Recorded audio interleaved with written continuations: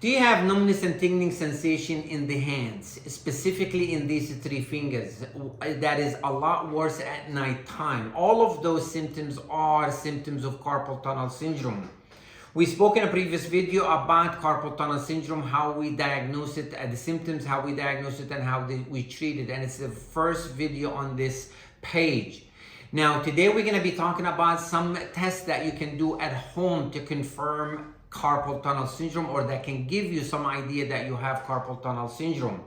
Now, you should see a neurologist for the diagnosis and for the treatment, but these some things that you can do at home that can give you an idea that you might have it. Now, with carpal tunnel syndrome, you have the median nerve that goes inside the carpal tunnel at the level of the wrist and supplies these three fingers and half of this finger. When you have compression of the median nerve, it produces those symptoms that we're talking about. The first test that you can do, it's called the Fallon test, and you take your wrist and push them against each other for about 30 to 60 seconds. If the symptoms are reproduced and you have numbness and tingling sensation in these fingers, then that's a positive test that can indicate that you have carpal tunnel syndrome.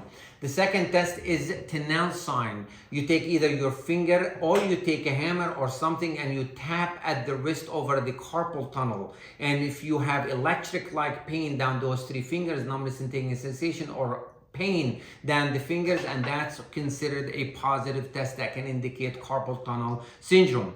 The third test is called the hand elevation test, where you lift your arms above your head. Lifting the arms above your head will also produce the symptoms of numbness and tingling sensation in these fingers, and that can also be considered a positive test.